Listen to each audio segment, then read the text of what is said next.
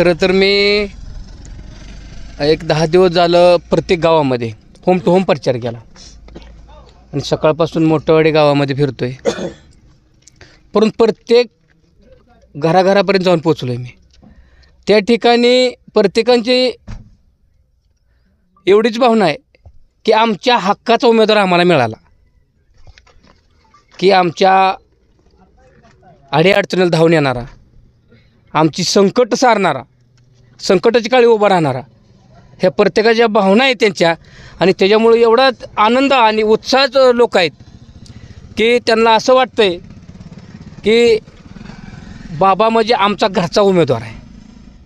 त्याच्यामुळं आम्ही ताकदीनं तुमच्या पाठीमागं उभं राहू असं मला आशीर्वाद देतात. माझा संपर्क 10 वर्ष झाला अख्ख्या तालुक्यामध्ये आहे आणि हे माझे मोठेवाडी गाव म्हणजे जिव्हाळ्याचं गाव आहे.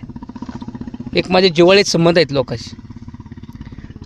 त्यामुळे मी फिरत असताना अनेक ठिकाणी रस्त्याची अडचण आहे, पाण्याची अडचण आहे, विजेची अडचण आहे. म्हणजे काही वाड्या वस्त्यांवर वीज नाही, मग तिथं 3 फेजची लाईट गेलेली नाही, सिंगल फेजची नाही. ह्या लोकांनी माझ्यासमोर समस्या मांडल्या. मग त्यांना मी आश्वासन दिलं की 100% तुम्हाला वीज मिळेल, पाणी मिळेल, थोडा कालावधी जाऊ द्या. मी लढणारा कार्यकर्ता आहे. मी पण सर्वसामान्यामध्ये लढणारा, सर्वसामान्यासाठी झटणारा, सर्वसामान्यातला कार्यकर्ता आहे. त्यामुळं जे मला लोकांचे जे भावना आहेत आणि जे अडचणी आहेत, ज्या समस्या आहेत, ते मला माहीत आहेत. ते 100% त्यांच्या मी सोडवणार. कारण आपण एकनाथ शिंदे साहेबांचं धनुष्यबाण हे पहिल्यांदाच या मतदारसंघामध्ये चिन्ह येतं आहे. त्यामुळे लोकांना संभ्रम होता. परंतु या मोठेवाडी गावामध्ये 36 मोठे सरपंच असतील, अगदी तरुण वर्ग असेल, हे घर जाऊन लोकांना समजून सांगतायत की त्या मशीनमध्ये 2 चिन्ह आहेत. मशीन एकच आहे, चिन्ह एकच आहे, पण बटणं 2 आहेत. एक जिल्हा परिषदचं बटन आणि एक पंचायत समितीचे बटन. हे घर जाऊन या तरुणांनी, अगदी ज्येष्ठ असू द्या, महिला असू द्या, त्यांना समजून सांगितले. त्याच्यामुळे तो कोणताही आता विषय राहिला नाही त्याचा की संभ्रम निर्माण होण्याचा. खरं तर आमचे आबा राजकारणात आहे त्याला 20-25 वर्ष झाले. मी तालीम क्षेत्रामध्ये होतो.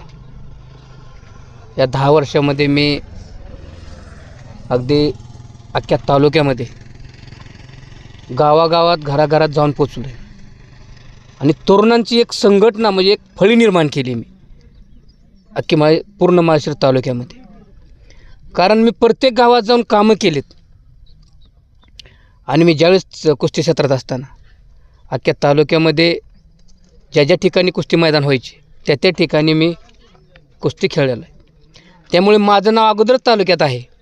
पण त्याच्यानंतर तो कुस्ती क्षेत्र झालं, त्याच्यानंतर राजकीय क्षेत्र आलं. राजकीय क्षेत्रसुद्धा कुस्तीचं कसं असतं, 2 पैलवान असतात, आधी ताकदीनं लढायचं असतं, मैदान असतं, सगळी लोकं बसलेली असतात आणि पैलवान समोर लढत असतो.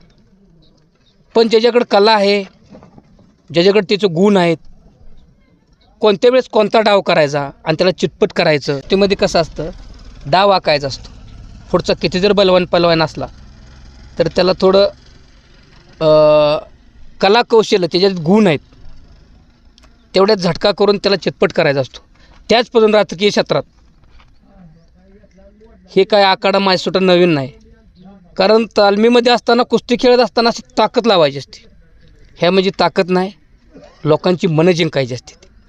तेवढं मी काम केले, लोकांच्या मनामध्ये घर केले आणि हे घर कुणीही काढू शकत नाही. का तर तेवढं मी लोकांसाठी काम केले आणि इथून पुढं तर आयुष्य माझं या जनतेच्या सेवेसाठी घालवणार आहे.